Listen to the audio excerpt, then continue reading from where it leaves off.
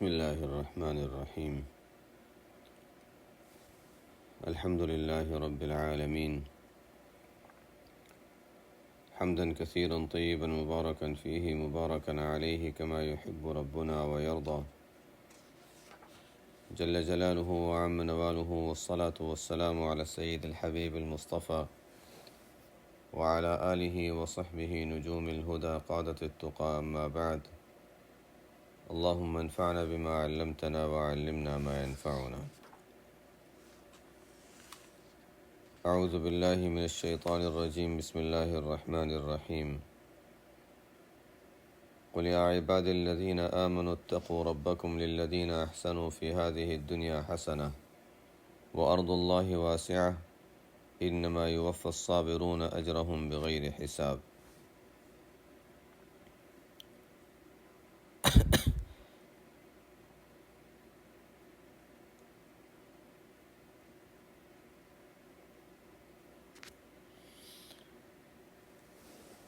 ہمارا یہ طویل وقفہ ہو گیا. رمضان المبارک کا مہینہ اور اس کے بعد تقریباً 3 ہفتے گزر گئے.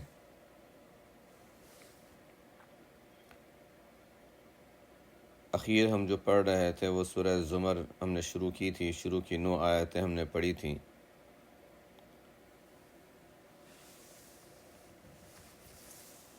اور سورہ زمر کی شروع کی آیتوں میں اس بات کا تذکرہ کیا گیا تھا، چونکہ سورت مکیہ ہے تو عقائد کا تذکرہ، توحید کا تذکرہ تو آ ہی جاتا ہے، اور اس کے ساتھ ساتھ کچھ عبادتوں کا بھی تذکرہ تھا کہ اللہ تعالیٰ کو عبادت کرنے والے بندے پسند ہیں اور اللہ کی عبادت سے دور رہنے والے نافرمانی کرنے والے پسند نہیں ہیں. پیچھے ان باتوں کا تذکرہ آیا تھا. اللہ تعالیٰ کا احسان ہے کہ اس کے بعد ہمارا رمضان کا مہینہ آ گیا، اور رمضان کے مہینے میں ان باتوں پر عمل کرنے کا موقع ملا. ہر ایک نے اپنی حد تک عمل کیا. کیا عبادت کرنے سے اللہ تعالیٰ خوش ہوتا ہے، اور ہر مسلمان اس پر عمل کرنے کی کوشش کرتا ہے رمضان کے مہینے میں کہ عبادت زیادہ کر لے. اب ان آیتوں میں جو دوسرا رکوع ہے سورہ زمر کا اور 10ویں آیت ہے، اس میں کہا جا رہا ہے قُلْ يَا عِبَادِ الَّذِينَ آمَنُوا اتَّقُوا رَبَّكُمْ. جب یہ بات معلوم ہو گئی کہ اللہ تعالیٰ کو عبادت پسند ہے، نافرمانی پسند نہیں ہے، تو اللہ تعالیٰ پیغمبر صلی اللہ علیہ وسلم سے فرماتے ہیں کہ آپ کہہ دیجئے یا عبادی، میری طرف سے میرے بندوں کو کہہ دیجئے. یا عباد اللہ نہیں. ایک تو ہے کہ اللہ تعالیٰ فرماتے ہیں کہ پیغمبر سے کہ آپ کہہ دیجئے اے اللہ کے بندوں. نہیں، آپ فرما دیجئے میری طرف سے کہ اے میرے بندوں. اور اللہ تعالیٰ جب بندوں کی نسبت اپنی جانب فرماتے ہیں تو ظاہر ہے کہ اپنے کون ہوتے ہیں؟ اپنے تو وہ ہوتے ہیں نا جن سے کوئی تعلق ہوتا ہے، ایمان والے بندے ہوتے ہیں، جن کے اندر ایمان ہے، جن کے اندر کوئی نہ کوئی ایسی اچھی چیز ہے جس کی وجہ سے ان کو کہا جائے کہ اپنے ہیں. یا عبادی، اے میرے بندو. آگے اس کی تھوڑی سی اور وضاحت آگے کہ الذین آمنوا، میرے بندے کون؟ یعنی جو ایمان والے ہیں. اپنائیت جو ہے وہ کس بنا پر ہے؟ ایمان کی وجہ سے ہے. تو تم تو میرے ہو اس لیے کہ تم مجھ پر ایمان لائے ہو، اور ایمان لانے کے معنی بھی تم جانتے ہو کہ میری ہر بات ماننی چاہیے، میرا خوف ہونا چاہیے، خشیت ہونی چاہیے، اور میرے رحمت میں امید ہونی چاہیے، عبادتوں کا اہتمام ہونا چاہیے، سب کام ہونے چاہیے. تم تو ایمان والے ہو. تو یاد رکھو کہ اتقوا ربکم. دیکھو بس میری طرف سے حکم یہ ہے کہ تقوی اختیار کر لو. تقوی میں دو باتیں آ جاتی ہیں. تقوی میں یہ آ جاتا ہے کہ جو کرنے کے کام ہے وہ کر لو، جو بچنے کے کام ہیں ان سے بچ جاؤ. انسان زندگی بس اس طرح گزارتا رہے. یہ نہیں کہا کہ مسجد میں بیٹھ جاؤ، یہ نہیں کہا کہ بس تسبیح ہاتھ میں لے کر بیٹھ جاؤ. یہ فرمایا کہ تقوی اختیار کر لو. تقوی کہاں سے حاصل کرنا ہے، کیسے حاصل کرنا ہے، کیا ہے؟ دو باتیں خاص ہیں. چاہے تم دنیا میں بزنس کر رہے ہو، چاہے کوئی اور معاملات ہوں، جو بھی کرو، ہر کام میں یہ دیکھ لو، منع نہیں کیا گیا کہ بزنس نہ کرو، یہ نہیں کہا گیا کہ فلانا کام یہ نہیں کرنا. یہ نہیں، بس یہ دیکھ لو کہ اللہ کی مرضی کے مطابق کرو. سود سے بچ جاؤ، دھوکہ سے بچ جاؤ، جھوٹ بولنے سے بچ جاؤ، غلط کاموں سے بچ جاؤ. کر لو، بزنس بھی کرو، سفر بھی کرو، اور گھر میں اچھی زندگی بھی گزار لو. لیکن بس یہ خیال رکھو کہ اللہ کی نافرمانی نہ کرو. بس بچوں سے خوش رہو، بچوں کو خوش رکھو، لیکن گناہ نہ کرنے دو. اتقوا ربکم. بڑی محبت کا انداز ہے، بہت پیار کا انداز ہے کہ دیکھو تم پر بوجھ نہیں ڈالنا. بس ایسا کرو، اتقوا ربکم. اتقوا اللہ بھی نہیں فرمایا، اتقوا ربکم فرمایا. اسے کہ جب رب وہ ہوتا ہے جو ہر موقع پر انسان کو جو ضرورت ہے اس کی وہ ضرورت کا خیال رکھنے والا. تربیت، ماں کے پیٹ میں تھے تب ہماری کیا ضرورت تھی، اس وقت بھی ہمارا رب وہی تو تھا.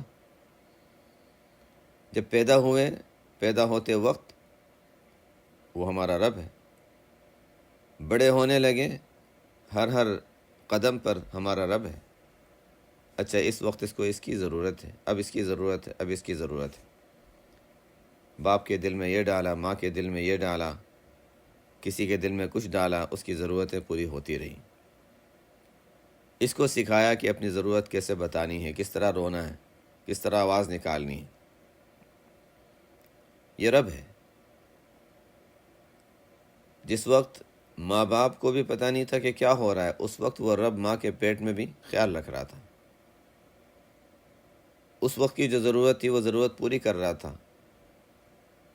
اپنے والدین کی بات کا خیال رکھتے ہو، اپنے بڑوں کی بات کا خیال رکھتے ہو، تو اللہ تعالیٰ تو ان سے بڑا ہے، رب ہے. اتقوا ربکم. اے ایمان والو، اے میرے بندو جو ایمان لائے ہو، تم تو میرے ہو، تو بس اپنے رب کا تقوی اختیار کر لو. تمہارا جو بڑا ہے، تمہارا جو مربی، تمہارا جو تربیت کرنے والا، تمہاری ہر ضرورت ہر موقع پر پوری کرنے والا، دیکھو اس کو ناراض نہ کرو. بس اتنا کر لو. کیسے؟ فرائض ہیں، کرنے کے کام ہیں جو ضروری ہیں وہ کر لو، جو بچنے کے کام ہیں بچ جاؤ. بس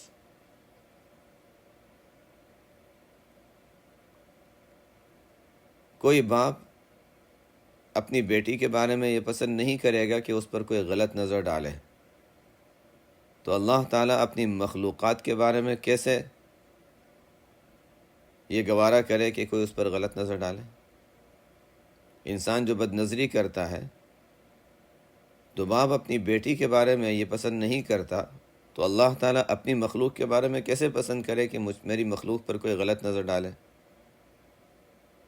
بدنگاہی سے بچو. میں کسی کو کوئی چیز دیتا ہوں استعمال کرنے کے لیے، قیمتی چیز ہے، اس کو استعمال کرو. بس استعمال کے لیے دی ہے، اپنی ضرورتوں میں استعمال کرتے رہو، کوئی پابندی نہیں ہے. بس غلط استعمال نہ کرنا. اللہ تعالیٰ نے ہمیں زبان دی، ہم اس کو غلط استعمال کریں کہ اللہ تعالیٰ کو ناپسند نہیں ہوگا. چاہے تو بولنے کی صلاحیت لے لے، لیکن لیتے نہیں. تو کتنی صلاحیتیں اللہ تعالیٰ نے ہمیں دی ہیں، نعمتیں دی ہیں، بس یہ کہ اچھا اس کو استعمال کرو، لیکن میری مرضی کے مطابق کرو۔ میں چاہوں تو لے سکتا ہوں، میں لوں گا نہیں، چاہوں تو لے سکتا ہوں۔ قل یا عباد الذین آمنوا اتقوا ربکم، آپ کہہ دیجئے اے میرے بندو جو ایمان لائے، اپنے رب سے ڈرتے رہا کرو، گناہوں سے بچو، طاعت کرتے رہو۔ اور یہ ویسے ہی نہیں کہا جا رہا، تمہارے فائدے کے لیے کہا جا رہا ہے، للذین احسنوا فی ہذہ الدنیا حسنہ، جنہوں نے اس دنیا میں اچھے اعمال کیے ان کے لیے آخرت میں بھی اچھائی ہوگی۔ ترجمہ میں تھوڑی غلطی کر لی، جنہوں نے اس دنیا میں اچھائی کی ان کے لیے اچھائی ہوگی، آخرت کی قید میں نے لگائی، وہ صحیح نہیں کیا۔ للذین احسنوا فی ہذہ الدنیا، جنہوں نے اس دنیا میں اچھے اعمال کیے، اور اچھے اعمال جو کرتے رہیں گے، ہم یہ ترجمہ کر سکتے ہیں۔ اگرچہ احسنوا فعل ماضی ہے، کیے، لیکن کیے جو انتقال کر گئے وہ بھی، جنہوں نے اب تک کیے اور جو کر رہے ہیں، جو آئندہ کریں گے، جو دنیا میں نیک اعمال کرتے رہتے ہیں، ان کے لیے اللہ تعالیٰ کی طرف سے وعدہ ہے۔ کس کی طرف سے؟ اللہ کی طرف سے، رب کی طرف سے، محسن کی طرف سے، قادر مطلق کی طرف سے، جبار اور عالم الغیب والسماوات، اس ذات کی طرف سے۔ دنیا کا کوئی بادشاہ وعدہ کرتا ہے تو انسان کہ نہیں، اس نے وعدہ کیا ہے وہ تو ضرور دے گا، پتہ نہیں وہ ہوگا یا نہیں ہوگا، اس میں قدرت ہوگی یا نہیں ہوگی۔ اللہ تعالیٰ کوئی رکاوٹ نہیں، پکا وعدہ ہے، للذین احسنوا فی ہذہ الدنیا حسنہ، جنہوں نے اس دنیا میں اچھے اعمال کیے ان کے لیے اچھائی ہوگی۔ اچھائی ہوگی کہاں؟ آخرت میں ہے، پکی آخرت کا وعدہ تو پکا ہے ہی، وہ تو ظاہر ہے، لیکن آیت میں آخرت کی قید نہیں لگائی، آیت میں قید لگائی کہ اچھائی ملے گی۔ دنیا میں دے دیں اللہ تعالیٰ، سکون قلب ملتا ہے، عبادتوں کے ساتھ تعلق ہوتا ہے، عبادتوں میں لذت حاصل ہوتی ہے، سجدوں میں جو مزہ آتا ہے، اللہ کے سامنے مانگنے میں جو دل کو سکون ملتا ہے، ہر طرح کے غم انسان بھول جاتا ہے۔ وہ ایک عجیب جگہ ہے جہاں انسان آنسو بہاتا ہے تو اس کے غم ہلکے ہو جاتے ہیں، وہاں رو کر انسان کے دل کو سکون مل جاتا ہے۔ دنیا میں بھی سکون، دنیا میں بھی راحت، دنیا میں بھی اللہ تعالیٰ دیتے ہیں، کبھی ظاہری نعمتیں بھی دے دیتے ہیں، لیکن قید نہیں لگائی کہ کہاں دیں گے، وعدہ پکا ہے کہ ملے گا ضرور۔ للذین احسنوا فی ہذہ الدنیا، جنہوں نے اس دنیا میں اچھے اعمال کیے ان کے لیے اچھائی کا وعدہ ہے۔ اب میں سوال جواب کے انداز سے ایک بات کرتا ہوں، قرآن میں اسی انداز سے بیان کیا گیا ہے، اور عملی طور پر اس کو دیکھیں کہ اللہ تعالیٰ نے ہم سے اب تک کیا فرمایا، اس آیت میں اللہ تعالیٰ نے کیا کہا ہمیں۔ ایک بات کہ پھر یاد دہانی میں کرا دوں کہ ہم یہ جو آیتیں پڑھتے ہیں، جو تفسیر پڑھتے ہیں، میرے لیے بھی، سب سے پہلے میں ہوں، میرے لیے بھی اور سننے والوں کے لیے بھی، یہ سب سے پہلی چیز ہے کہ ہم اس لیے کر رہے ہیں تاکہ ان آیتوں میں جو حکم ہے اس پر عمل کریں۔ اللہ تعالیٰ مجھے بھی توفیق دے، جو ابھی سن رہے ہیں ان کو بھی توفیق دے، اور جو آئندہ سنیں گے ان کو بھی اللہ تعالیٰ توفیق دے۔ کیا پتہ اللہ تعالیٰ سننے والوں کی برکت سے اس دعا کو قبول کر لے اور کن کن لوگوں کو اعمال صالحہ کی توفیق حاصل ہو جائے۔ تو مقصد عمل ہے۔ اب میں اپنے آپ سے یہ پوچھتا ہوں کہ اللہ آپ نے مجھے ان باتوں کا حکم دیا ہے، آپ مجھ سے چاہتے ہیں کہ میں نیک اعمال کرتا رہوں۔ ہر شخص جو بھی جہاں بھی ہے، جو بھی سن رہا ہے، وہ یہ سوچے کہ اللہ تعالیٰ مجھ سے کیا فرما رہے ہیں۔ اگر یہ بات خود اللہ تعالیٰ مجھ سے فرماتے براہ راست تو کیا اثر ہوتا؟ اللہ تعالیٰ کا نظام یہ ہے کہ وہ پیغمبر کے ذریعے سے بات پہنچاتے ہیں۔ آپ صلی اللہ علیہ وسلم کے ذریعے سے قرآن ہم تک پہنچا، اور ابھی تک زندہ ہے، ابھی تک محفوظ ہے، ابھی تک الحمدللہ پہنچ رہا ہے۔ مجھے تو واقعی ایسا لگ رہا ہے کہ ابھی اللہ تعالیٰ مجھ سے یہ بات فرما رہے ہیں۔ یہ جو انداز ہے محبت کا، پیار کا اللہ تعالیٰ کی طرف سے، ایسا لگ رہا ہے کہ اللہ تعالیٰ ابھی مجھ سے یہ بات فرما رہے ہیں۔ تو اب ہر شخص جو بھی جہاں پر بھی ہے، ایک سوال ذہن میں آ سکتا ہے کہ یا اللہ ہم چاہتے ہیں کہ نیک اعمال کریں، یا اللہ ہم چاہتے ہیں کہ نیک بن جائیں، ہم چاہتے ہیں کہ بس اب گناہوں والی زندگی نکال دیں، لیکن یا اللہ کچھ دوست ایسے ہیں جن کے ساتھ رہ کر میں کبھی گناہ کر لیتا ہوں، یا اللہ کچھ سہیلیاں ایسی ہیں، عورتیں ہیں، ان کے ذہن میں یہ بات آ سکتی ہے کہ کچھ سہیلیاں ایسی ہیں جن کے ساتھ رہ کر کچھ گناہ ہو جاتے ہیں،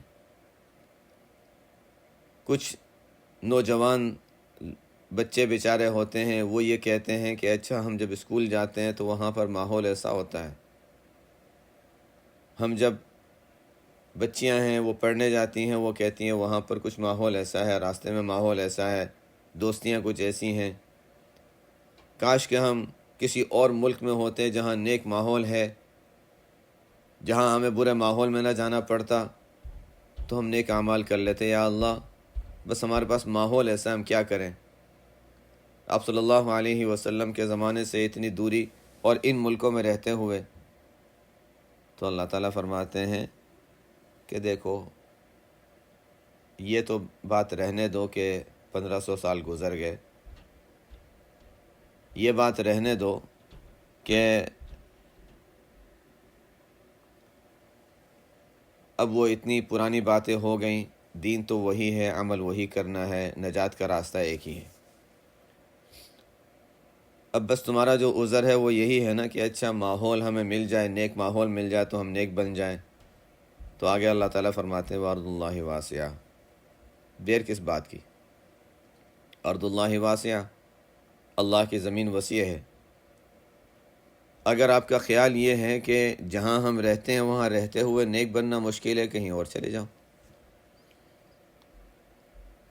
ملک کے کسی ایک حصے میں رہ کر عبادت کرنا مشکل ہے، دوسرے حصے میں چلے جاؤ، ایک ملک میں رہ کر عبادت کرنا مشکل ہے، دوسرے ملک چلے جاؤ، ارض اللہ واسعہ اس سوال کا جواب ہے۔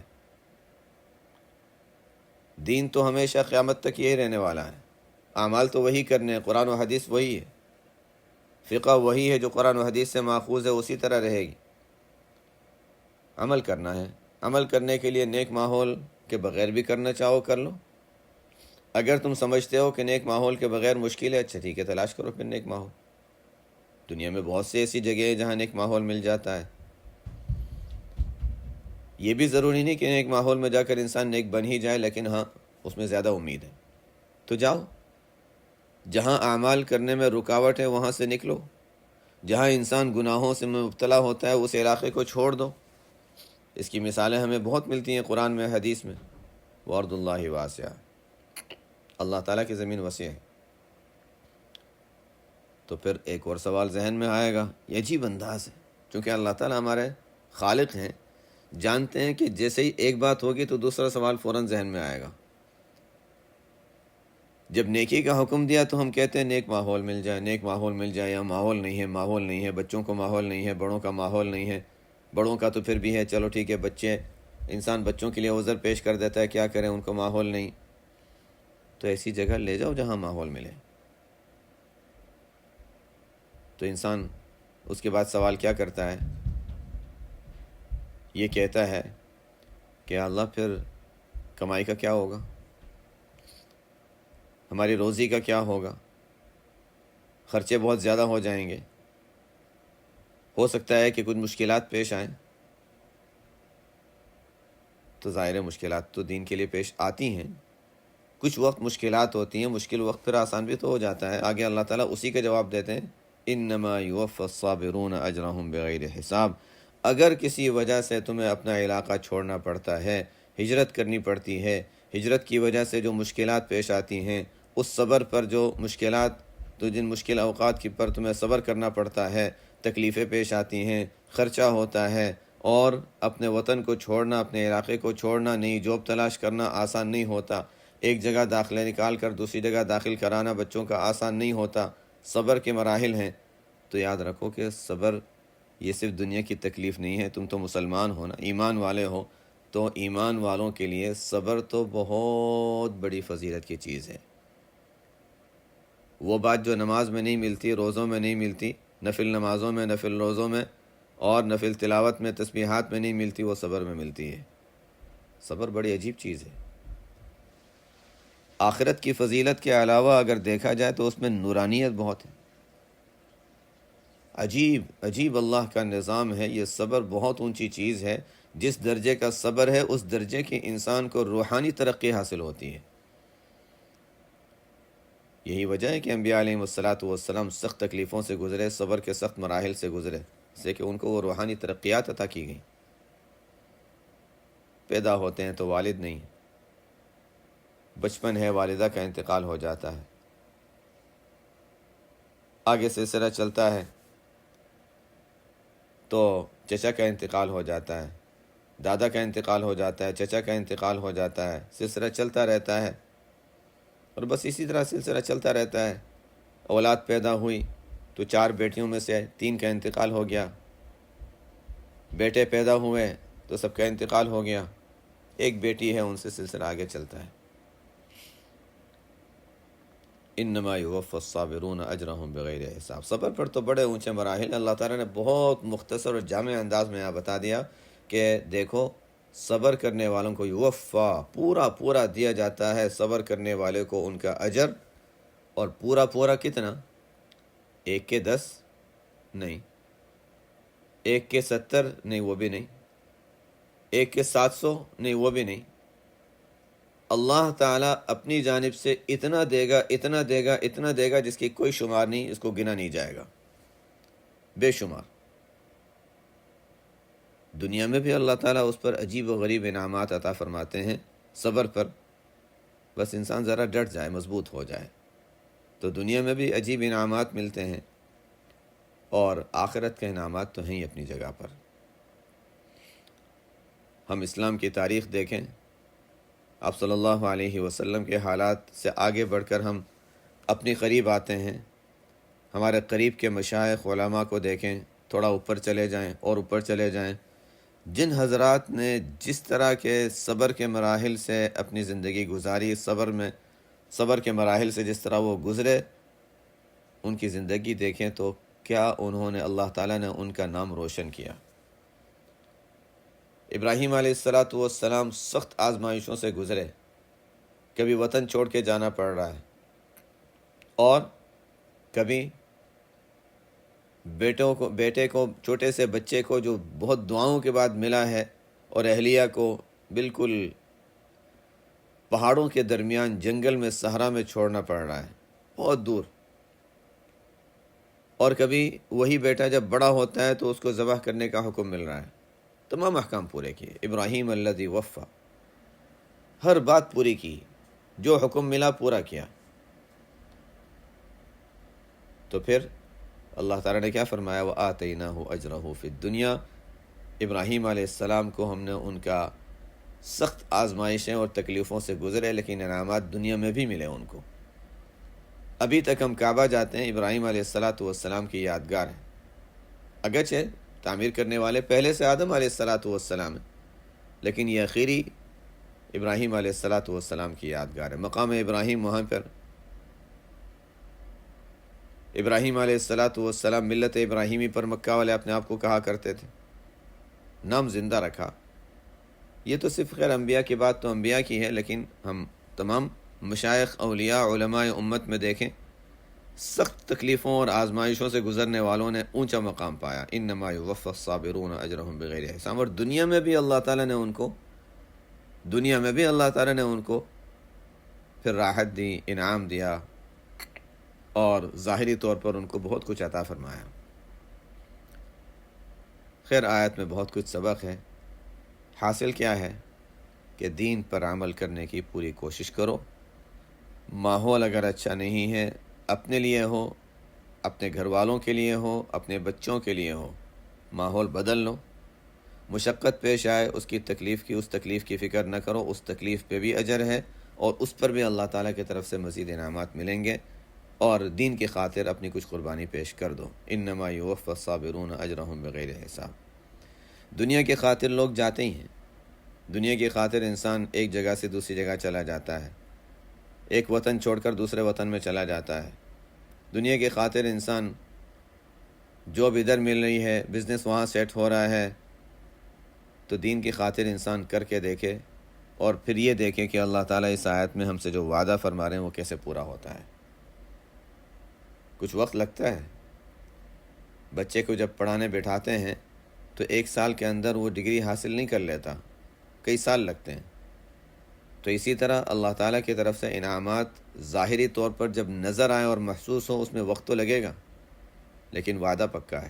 انما یوفی الصابرون اجرہم بغیر حساب، بلا شبہ صبر کرنے والوں کو ان کا اجر پورا پورا دیا جائے گا اور بہت زیادہ دیا جائے گا۔ اور جب یہ کہا جاتا ہے بغیر حساب، اس کا مطلب یہ ہے کہ اس کی کوئی حد نہیں، اس کو کوئی شمار میں نہیں لا سکتے، بہت زیادہ ہوگا۔ اور اللہ تعالیٰ کا بہت زیادہ ہم سوچ بھی نہیں سکتے کیا ہوگا۔ اللہ تعالیٰ کا بہت زیادہ ہم تصور نہیں کر سکتے کیا ہوگا۔ عجیب بات ہے، اللہ تعالیٰ کا بہت زیادہ کو ہم کیسے سمجھیں؟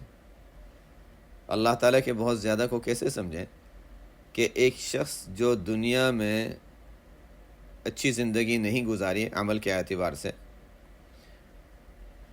آخرت میں سب سے اخیری شخص جنت میں داخل ہونے والا، آخری شخص جنت میں داخل ہونے والا، وہ جب نکلے گا، باہر نکل کر جانے لگے گا تو سوچے گا کہ جگہ تو ہے ہی نہیں، جنت میں سب نے جگہ لے لی ہیں، اے اللہ جنت میں تو کوئی جگہ نہیں، میں کہاں جاؤں؟ آخری جنت سے دوزخ سے نکالا گیا اور دوزخ میں جنت میں ہو جا رہا ہے۔ اللہ تعالیٰ سے عرض کرے گا کہ یا اللہ جگہ تو ہے نہیں، میں کہاں جاؤں؟ تو اللہ تعالیٰ اس سے کہیں گے کہ دنیا کے بارے میں بھی کچھ ذہن میں ہے، کتنی بڑی دنیا تھی، کیسی تھی؟ ہاں بالکل ذہن میں۔ تو جتنی بڑی دنیا تھی نا، یہ جنت میں اخیری جانے والا شخص، دوزخ میں سب سے اخیری دوزخ سے نکالے جانے والا اور جنت میں جانے والا۔ تو اللہ تعالیٰ اس سے کہیں گے دنیا کے بارے میں ذہن میں ہے نا، کتنی بڑی تھی، کیسی تھی؟ ہاں ہاں، کہ جتنی بڑی دنیا تھی اس کے 10 گنا میں تمہیں دیتا ہوں۔ وہ بھی سوچ میں پڑ جائے گا کہ یا اللہ میں تو سوچ رہا ہوں جگہ نہیں ہے، مجھے تو ایک محل کی جگہ کافی ہے، ایک چھوٹا سا علاقہ کافی ہے میرے لیے جنت میں، مجھے اتنا بڑا تو دنیا، اتنی بڑی دنیا اور دنیا کے 10 گنا زیادہ۔ تو وہ بھی سوچ میں پڑ جائے گا، کہے گا اللہ آپ اتنے بڑے ہو کر مذاق کر رہے ہیں، آپ اتنے بڑے ہو کر مذاق کر رہے ہیں۔ نبی کریم صلی اللہ علیہ وسلم بھی جب یہ حدیث بیان فرمانے لگے تو مسکرا دیے۔ تو بہرحال اللہ تعالیٰ کا بڑا اور زیادہ جب اللہ تعالیٰ کی طرف سے ہو تو وہ ہمارے تصور کی بات نہیں ہے۔ یہ دنیا اتنی بڑی ہے، یہ دنیا اتنی بڑی ہے، اس میں اتنی زیادہ مال و دولت، اتنی نعمتوں کے اسباب، اتنی راحت کے اسباب، سب کچھ ہے، اس سب کو اللہ تعالیٰ کیا فرماتے ہیں؟ مچھر کے پر کے برابر بھی نہیں ہے۔ یہ سب کچھ مچھر کے پر کے برابر بھی نہیں ہے۔ تو وہ اللہ جس کے یہاں پوری دنیا کی پوری حیثیت جو ہے مچھر کے پر کے برابر بھی نہیں ہے، اس کے لحاظ سے زیادہ کیا ہوگا؟ اس کو ہم پہلے بھی میں نے تذکرہ کیا۔ جنت میں اللہ تعالیٰ فرماتے ہیں کہ جنتی وہاں دیکھے گا تو ملکن کبیرہ، بڑی بادشاہت۔ ہم سوچ نہیں سکتے کہ وہ، چلو بادشاہت کہہ دیتے اللہ تعالیٰ، چلو مچھر کا پر کہہ دیتے، بادشاہت اور بڑی بادشاہت، تو اس دنیا کے مقابلے میں وہ کیا ہوگا، کیا حیثیت ہوگی، وہ ہمارے تصور سے بہت اوپر کی چیز ہے۔ لیکن بہرحال ہے بہت بڑا انعام، انسان اس کے لیے اپنے آپ کو تیار کرے، دین کی خاطر کچھ اپنے آپ کو پیش کرے، اللہ کے احکامات کو پورا کرنے کے لیے کچھ مشکلات سے گزرنا پڑے تو گزر جائے اور کوشش کرے، اللہ تعالیٰ کی طرف سے پھر دیکھے کیسے انعامات حاصل ہوتے ہیں۔ قل انی امرت ان اعبد اللہ مخلصا لہ الدین وامرت لان اکون اول المسلمین قل انی اخاف ان عصیت ربی عذاب یوم عظیم قل اللہ اعبد مخلصا لہ دینی فاعبدوا ما شئتم من دونہ قل ان الخاسرین الذین خسروا انفسهم واہلیہم یوم القیامہ الا ذلک هو الخسران المبین۔ آپ کہہ دیجئے ٹھیک ہے، عام مسلمانوں کو، عام ایمان والوں کو حکم دے دیا گیا نیک اعمال کرنے کا۔ اب آپ صلی اللہ علیہ وسلم سے یہ کہا جا رہا ہے کہ آپ لوگوں سے کہہ دیجئے کہ مجھے حکم کیا ملا ہے، مجھے چھٹی نہیں، پیغمبر ہوں میں، یہ نہیں کہ اچھا تمہیں کچھ نہیں کرنا بس لوگوں کو بتا دو، نہیں، مجھے اس بات کا حکم ملا ہے کہ میں اللہ تعالیٰ کی عبادت کروں، اسی کے لیے اعتقاد کو خالص کرتے ہوئے، خالص عقیدے کے ساتھ اللہ کی عبادت کرنی ہے، ریاکاری نہیں، شرک تو نہیں ہے لیکن ریاکاری بھی نہیں، کرو تو صرف اللہ کو راضی کرنے کے لیے کرو، صدقہ دو، نوافل پڑھو، نیک کام کرو، دعائیں مانگو، اللہ کے سامنے رو، کسی کو بتانے کی ضرورت نہیں ہے کہ میں نے اتنی تسبیحات پڑھی، اتنا کیا، صرف اللہ کے لیے کرو، مخلص اللہ الدین۔ اور مجھے اس بات کا حکم دیا گیا ہے کہ میں ان اکون اول المسلمین، کہ سب سے پہلا فرما برداری کرنے والا میں بن جاؤں۔ ظاہر ہے کہ آپ صلی اللہ علیہ وسلم اول المسلمین ہیں، یعنی سب سے پہلے ہیں جنہوں نے، آپ صلی اللہ علیہ وسلم ہیں جنہوں نے اللہ تعالیٰ کے احکامات کو قبول کیا، اور اللہ تعالیٰ نے پھر آپ صلی اللہ علیہ وسلم کے ذریعے سے وہ احکامات صحابہ تک پہنچائے، اور یہ سلسلہ چلتا رہا اور اب تک چل رہا ہے۔ تو یہ بعد میں آنے والی اس امت میں ظاہر سب سے پہلی شخصیت تو آپ صلی اللہ علیہ وسلم ہیں، اور حضور صلی اللہ علیہ وسلم کے بعد پھر صحابہ وغیرہ کا نمبر آتا ہے۔ تو امرت ان اکون لان اکون اول المسلمین، اس اخیری دور میں سب سے پہلے اللہ تعالیٰ کی مکمل فرمانبرداری کرنے والا وہ میں ہوں، اور اس بات کا حکم ملا، اور اللہ تعالیٰ نے آپ صلی اللہ علیہ وسلم نے اس حکم کو پورا فرمایا۔ آگے والی آیتیں ہم پڑھیں گے تو سلسلہ آگے چلتا رہے گا، اس لیے بس یہیں تک رک جاتے ہیں تاکہ آئندہ ہفتے انشاءاللہ وہاں سے پڑھیں تو وہ آگے کئی آیتیں اسی ایک ہی سلسلے کے ساتھ جڑی ہوئی ہیں، آگے یہاں سے انشاءاللہ پھر آئندہ پڑھیں گے۔ سبحانک اللہم و بحمدک، اشہد ان لا الہ الا انت، استغفرک و اتوب الیک۔